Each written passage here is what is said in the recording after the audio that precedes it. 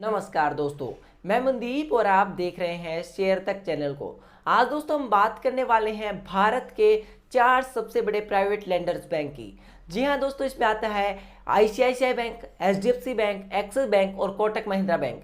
आखिरकार चारों ही banking share में कौन सा शेयर सबसे बेहतर है और कहाँ करना चाहिए हमें निवेश, सब कुछ समझाएंगे फंडामेंटल एनालिसिस के जरिए। और उसके बाद करेंगे टेक्निकल एनालिसिस उस एक स्टॉक का जो हमें सबसे ज़्यादा पसंद आया है। उससे पहले चैनल को सब्सक्राइब जरूर कर लीजिए और बेल आइकन दबाइए ताकि लगातार ऐसी ही वीडियो आपको मिलती रहे। देखिए, सबसे पहले हम शुरुआत करते तो देखिए, किसी भी बैंक के लिए सबसे अहम होता है उसका इंटरेस्ट इनकम का होना। आखिरकार कौन सा बैंक कितने इंटरेस्ट इनकम कमा रहा है, उसके साथ ही हम इसकी विश्लेषण की शुरुआत करते हैं। देखिए, टोटल इनकम की बात करें तो HDFC bank 1,38,073 crore total income कमा रहा है, जिसमें इंटरेस्ट इनकम है 1,14,812 करोड़। उसके बाद आता है आईसीआईसीआई बैंक की जो टोटल इनकम है वो 91,240 करोड़ है, इंटरेस्ट इनकम है 74,798 करोड़। उसके बाद आता है एक्सिस बैंक जिसकी टोटल इनकम है 78,171 करोड़ और इंटरेस्ट इनकम है 62,635 करोड़।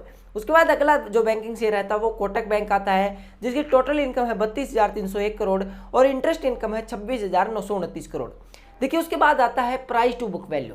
आखिरकार किसकी बुक वैल्यू कितनी है। उससे पहले मैं बता दूं कि इंटरेस्ट इनकम में सबसे ज़्यादा बाजी मारी है वो एचडीएफसी बैंक ने, क्योंकि वो जाहिर सी बात है लीडर नंबर 1 है। अब देखिए, प्राइस टू बुक वैल्यू की बात करें तो एचडीएफसी बैंक अपना प्राइस टू बुक वैल्यू के हिसाब से 2.76 गुना हो चुका है, आईसीआई बैंक 2.15 गुना हो चुका है, एक्सिस बैंक 1.26 गुना हो चुका है और कोटक महिंद्रा बैंक 3.72 गुना हो चुका है। यहाँ आप क्या देख सकते हैं, एक्सिस बैंक सबसे सस्ता प्राइस टू बुक वैल्यू के हिसाब से शेयर है। उसके बाद देखिए, हम चलते हैं नेट इंटरेस्ट मार्जिन, आखिरकार कौन से स्टॉक का कितना है। देखिए, बात करें एचडीएफसी बैंक का तो इनका नेट इंटरेस्ट मार्जिन है 3.79%, आईसीआईसी बैंक का 3.02%, एक्सिस बैंक का 2.75% और कोटक महिंद्रा बैंक का 3.74%। यहाँ कौन बाजी मार रहा है या जाहिर तौर पर बाजी मार रहा है वो है एचडीएफसी बैंक। अब देखिए, उसके बाद चलते हैं हम रिटर्न ऑन एसेट पर, यानी अपनी एसेट पर कितना मुनाफा कमा पा रहे हैं। तो देखिए, एचडीएफसी बैंक 1.71% कमा रहा है, आईसीआई बैंक 0.72% कमा रहा है, एक्सिस बैंक 0.2% कमा रहा है और कोटक महिंद्रा बैंक 1.93% कमा रहा है। यहाँ एक बात आप देख सकते हैं कि रिटर्न ऑन एसेट में सबसे ज़्यादा आगे कौन है, एचडीएफसी बैंक। यानी कि अभी तक हमने 4 चीज़ों का विश्लेषण किया है और चारों ही चीज़ों में से 3 चीज़ों में एचडीएफसी बैंक आगे है। उसके बाद दोस्तों हम चलते हैं अब आखिरकार किस बैंक का कितना मोरेटोरियम फिगर आगे चल रहा है, यानी किसका कितना जो रिटेल को लोन दिया है उसका मोरेटोरियम में चल रहा है, यानी कितनी ईएमआई अभी होल्ड पर पड़ी हुई है। देखिए, सबसे पहले हम शुरुआत करते हैं एचडीएफसी बैंक के साथ। एचडीएफसी बैंक का 51% जो लोन का हिस्सा है वो रिटेल के पास है और 9% हिस्सा मोरेटोरियम फिगर में चल रहा है। उसके बाद आता है आईसीआईसीआई बैंक जिसका 53% हिस्सा रिटेल को दिया गया है और उसका 17.5% हिस्सा मोरेटोरियम में चल रहा है। उसके बाद आता है एक्सिस बैंक जिसका 53% हिस्सा लोन पर दिया गया है और 9.7% हिस्सा मोरेटोरियम में चल रहा है। और उसके बाद आता है कोटक बैंक जिसका 52% जो है वो रिटेल को लोन दिया गया है और उसका 9.7% फिगर है वो रिटेल जो मोरेटोरियम में चल रहा है। यहाँ क्या देख सकते हैं, यहाँ देख सकते हैं कि एक्सिस बैंक और कोटक बैंक का जो है मोरेटोरियम फिगर सबसे कम है। उसके बाद एचडीएफसी बैंक का फिगर भी ठीक ठाक है, लेकिन सबसे ज़्यादा मोरेटोरियम में फिगर चल रहा है वो है आईसीआईसीआई बैंक का, यानी हमें आईसीआईसीआई बैंक से स्टेक पोजीशन होने की जरूरत है। उसके बाद दोस्तों अगला हिस्सा आता है एनपीए। आखिरकार कितना एनपीए किस पर है। देखिए, बात करें तो एनपीए की तो ये सबसे अहम इसलिए हो जाता है क्योंकि जिस बैंक का एनपीए बढ़ता जाएगा वो कहीं ना कहीं आगे जाकर प्रॉब्लम में आएगा, जैसा कि यस बैंक के साथ भी हुआ था।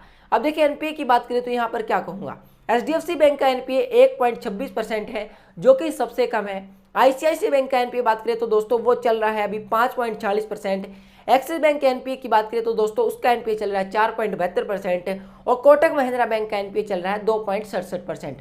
यहाँ हम क्या देख सकते हैं कि देखिए, सबसे कम एनपीए किसका है, एचडीएफसी बैंक का एनपीए है और बाकी चीज़ों में भी अभी तक एचडीएफसी बैंक बाजी मारता हुआ नजर आया है।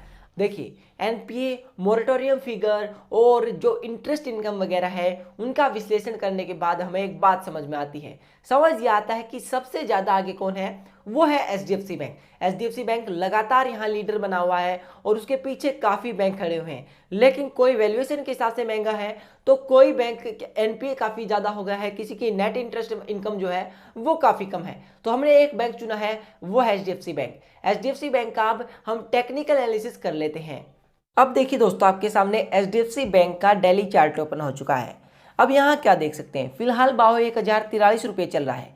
अब आपको क्या करना चाहिए, देखिए एक ब्लैक कलर की हॉरिजॉन्टल लाइन लगी हुई है जो कि 1080 के भाव पर है। और यहाँ आप क्या देख सकते हैं, देखिए पहले स्टॉक के लिए काफ़ी लंबे वक्त इसने रेजिस्टेंस का काम किया था, फिर ये सपोर्ट का काम करने लगी थी। यानी कि 1080 रुपये का जो भाव है इसके लिए एक बार फिर रेजिस्टेंस का काम करने वाला है। तो अब हमें वेट एंड वॉच ये करना है कि एक बार स्टॉक 1080 रुपये के ऊपर डेली क्लोजिंग देगा तो यहाँ पर ब्रेकआउट हो जाएगा। हम जो स्टॉप लॉस लगाएंगे वो 1000 रुपये का लगाएंगे। और यहाँ हमारे आने वाले दिनों में जो टारगेट बनेगा, पहला टारगेट वो होगा 1200 रुपये का और दूसरा टारगेट 1300 रुपये का होगा। आप इसे लॉन्ग टर्म के लिए भी होल्ड कर सकते हैं, यहाँ कोई भी दिक्कत नहीं है। अगर आपको वीडियो अच्छी लगी लाइक कीजिए, शेयर कीजिए, चैनल को सब्सक्राइब करना बिल्कुल मत भूलिएगा।